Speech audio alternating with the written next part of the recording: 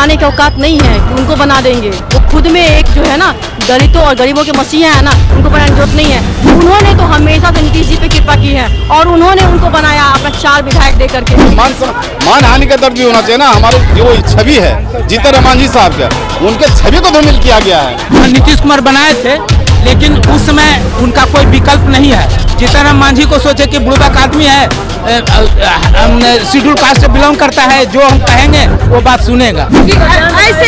ऐसे तथाकथित लोग जो पूजा तो कराते हैं, दक्षिणा ले लेते हैं, तो क्या दक्षिणा हमारा छुआता नहीं है? जब हमारे यहाँ खाना नहीं खाते तो दक्षिणा मत लीजिए।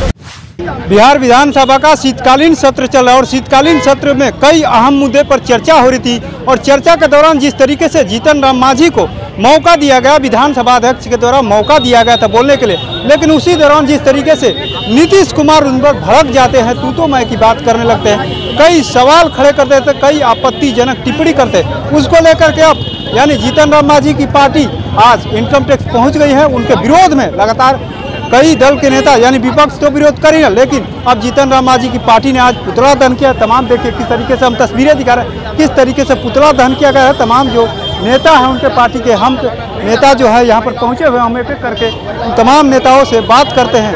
नीतीश कुमार ने जिस तरीके से कहा है कि हमने बनाया मुख्यमंत्री, क्या गलत क्या बोल रहे हैं कि 13 में हम इस्तीफा दिया और उनको कौन बनाए? वो खुद ही बन गए थे क्या?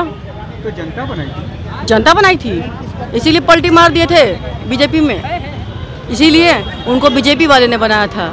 और यूँ कहें, जब जीतन राम मांझी जी की बात आती है ना, तो एक बात कह देना चाहेंगे कि जीतन राम मांझी जी को ना किसी को बनाने की औकात नहीं है कि उनको बना देंगे। वो खुद में एक जो है ना दलितों और गरीबों के मसीहा है ना, उनको बनाने की जरूरत नहीं है। उन्होंने तो हमेशा से नीतीश जी पे कृपा की है और उन्होंने उनको बनाया अपना 4 विधायक दे करके, अपना 4 विधायक दे करके नीतीश जी को हमारे माननीय पूर्व मुख्यमंत्री जीतन राम मांझी जी ने बनाया उनको मुख्यमंत्री। वो क्या बनाएंगे हमारे माननीय जीतन राम मांझी जी को मुख्यमंत्री? सीट शेयरिंग 4 को दी है, सीट शेयरिंग उन्हीं के बदौलत हुआ था, नीतीश कुमार के बदौलत। नहीं, सीट शेयरिंग अगर हम अलग हो जाते तब, अगर हम पलटी मारते तब, जैसे नीतीश जी पलटी मारते हैं बार बार, वो तो बीजेपी में थे ना, तो कैसे पलटी मार दिए अपना मुख्यमंत्री पद बचाने के लिए? अगर हम पलटी मारते तो आप बन जाते क्या? नहीं बनते। तो ये काहे बार बार बोलते हैं भैया एक ही गीत गा रहे, बना दिए। अच्छा बना दिए तो हटाए काहे? नहीं हटाना चाहिए। क्या गलत कर रहे थे? जब एक भी प्रमाण दे दीजिए। वो काम कर रहे थे जो उनको गलत लग गया, वो काम कर रहे थे बिहार की प्रगति के लिए, बिहार को आगे बढ़ाने का काम करते, इसलिए उनको बुरा लग गया। अरे आप समझिए ना सीधा बात, जब वो खुद कह रहे हैं कि भैया हम गधा हैं, तो ऐसे मुख्यमंत्री को काहे कह रहे हैं? बोलिए ना, इस्तीफा दे देंगे। हम लोग को तो बिहार में गधा मुख्यमंत्री नहीं चाहिए। आप तो कह रहे हैं ना, वो तो खुद ही कहे हैं सबके सामने सभा में कि भैया हम तो गधा हैं।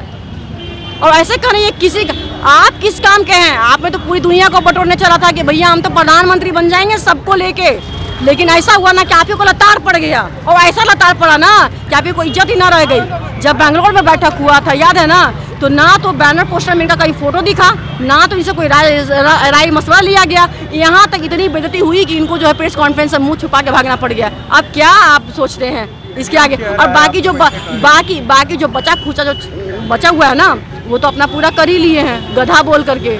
इसके आगे बचता क्या है? हमें ज़्यादा कुछ बचता है। क्यों प्रदर्शन कर रहे हैं? देखिए, हम आज प्रदर्शन कर रहे हैं कि नीतीश कुमार जो हमारे बिहार के पूर्व मुख्यमंत्री जीतन राम मांझी साहब के लिए शब्दों का जो प्रयोग किया तुम तम का, वो निश्चित रूप से ऐसा नहीं होना चाहिए, बिल्कुल निंदनीय है। अगर कोई भी आदमी है, हमारे बिहार के पूर्व मुख्यमंत्री जीतन राम मांझी जी इनसे उम्र में भी ज़्यादा है, इनसे पढ़े लिखे भी ज़्यादा हैं। ये जब रोड पे जब ये विधायक बनने के लिए क्षेत्र में घूम रहे थे, उस समय ये विधायक बने हुए थे हमारे जीतन राम मांझी साहब। उस परिस्थिति में ये तुम ताम करके सीनियर सिटीजन है हमारे साहब, उनको इज्जत करते हैं, पूरा बिहार और पूरा देश उनको इज्जत करता है। लेकिन इस तरह से मुख्यमंत्री ने सदन में आप शब्द का प्रयोग किया है, निश्चित रूप से ये बहुत ही घोर निंदनीय है। और इसके लिए जो अपमानित करने का क्या, नहीं, निश्चित रूप से हम लोग न्यायालय भी जाने का काम करेंगे। बिल्कुल जाएंगे, क्योंकि मान हानि का दर्द भी होना चाहिए ना। हमारे जो छवि है जीतन राम मांझी साहब का, उनके छवि को धूमिल किया गया है। 4 धारा में उन पर, मैं पटना हाईकोर्ट का अधिवक्ता हूँ, अब प्रदेश के सचिव हूँ। मैं ये बात मैं जरूर कहना चाहूँगा कि हमारे जो जीतन राम मांझी पूर्व मुख्यमंत्री को जो जितना अपमान की गई है, लोगों में इतनी जागरूकता, इतने भर्त्सना किया जाए कम नहीं है। वो तो कह रहे कि हम ही नहीं बनाए थे, वो बोल रहे हम ही बनाए थे। नहीं, वो तो बात है। अब इसके लिए बहुत सारे आंदोलन के लिए हम लोग तैयार हैं और उम्मीद किया जाए। नीतीश कुमार ने कहा कि हम ही बनाए थे मुख्यमंत्री। हाँ, तो वो उनकी कहानी सही बात है कि वो हैंडीकैप के रूप में इनको बनाया गया, लेकिन उनके भी एक ऐसा उस समय मानते हैं कि नीतीश कुमार बनाए थे। हाँ, नीतीश कुमार बनाए थे, लेकिन उस समय उनका कोई विकल्प नहीं है। जीतन राम मांझी को सोचे कि बुढ़बक आदमी है, शेड्यूल कास्ट से बिलोंग करता है, जो हम कहेंगे वो बात सुनेगा। 75 में ग्रेजुएशन वगैरह कर चुके थे, पढ़े लिखे इंसान हैं। बिल्कुल है कि महिला दलित परिवार से बिलोंग करते हैं, लेकिन इसके चलते ये नहीं कि हाँ किसी को अपमान कर किया जाए, तुम ताम करना। ये 1980 में ये पहला विधायक बने थे, नीतीश कुमार बने 1985 में। ये बहुत बड़ी सीनियरिटी का भी ख्याल रखनी चाहिए। इस ख्याल से नीतीश कुमार जो बोले हैं वो गलत बात है, नहीं बोलनी चाहिए। हाँ, वो भाषा पर कमांड करनी चाहिए और ऐसे व्यवहार नहीं किसी आदमी का। वो सीनियर सिटीजन है, ये कम से कम नीतीश जी कम से कम इस चीज़ को ख्याल करना चाहिए। कर रही है नीतीश कुमार का जो महिलाओं को लेकर उन्होंने अब तक कहा है उसके लिए, तो एक बार सवाल है कि जीतन राम मांझी ने ब्राह्मणों को लेकर अब तक कहा था, तो जीतन राम मांझी का पुतला क्यों नहीं जलाया गया? जीतन राम मांझी ब्राह्मणों के लिए अपशब्द नहीं कहे थे। नहीं, आप सुनिए ध्यान से, आप उसको फिर से निकाल के पढ़िए, देखिए। उन्होंने तथाकथित वैसे लोगों के लिए कहा था जो पूजा पाठ के नाम पे पैसा तो लेते हैं। उस समय बीजेपी भी मैदान में आ गई थी। उस समय पैसा तो ले लेते हैं, लेकिन हमारे यहाँ का खाना नहीं खाते हैं। उसके विरोध में हम लोग थे।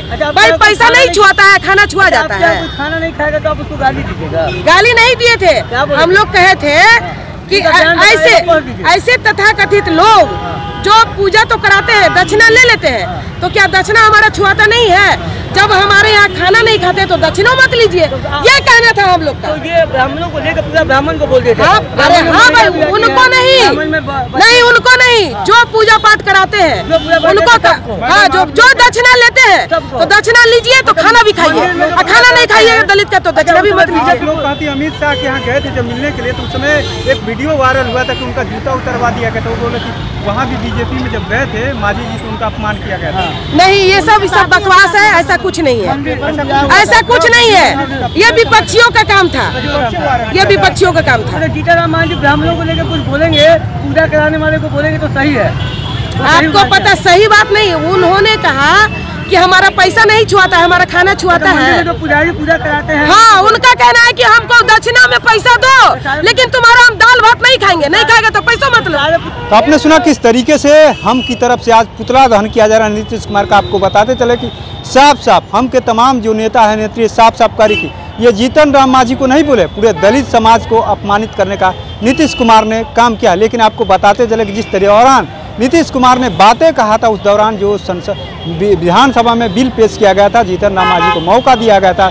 लेकिन उसी दौरान जीतन राम मांझी ने भी कहा था कि जाति गणना को लेकर के अपनी बात को रखने लगे कि ये चीज़ गलत है, ये चीज़ गलत है। उसी दौरान नीतीश कुमार को जो भड़क जाते हैं, साफ साफ कहने लगते कि आखिर में हमने बनाया तुमको मुख्यमंत्री, तमाम वो बातें रहकर उसको लेकर के आज हम की तरफ से भी नीतीश कुमार का पुतला दहन किया गया। साफ साफ कह रहे हैं कि जिस तरीके से बातें कर रहे हैं, जिस शब्दों का प्रयोग कर रहे हैं, उस तरीके का मुख्यमंत्री हम लोग को नहीं चाहिए। और जिस तरीके से जो गणना हुआ है, पूरी तरीके से जो जाति गणना भी, उसको भी हम की तरफ से गलत बता दिया गया है। अब देखने वाली बात है कि 2024 का चुनाव नज़दीक है, तो राजनीतिक तो गर्मी बढ़ेगी, लेकिन क्या इसका फायदा जिस तरीके से जीतन राम मांझी को लेकर के नीतीश कुमार ने बातें कही है, क्या वास्तविक रूप से क्या दलित समाज नाराज हो जाएगा, या नीतीश कुमार ने जो आरक्षण को पेश किया है उससे क्या बैलेंस एक तरीके से कहे कि नीतीश कुमार सबको अपनी और इंडिया गठबंधन की ओर खींचने में मजबूत होते हैं कि नहीं। तो ऐसे ही तमाम अपडेट से जुड़े रहने के लिए इनसाइडर लाइव देखते रहें।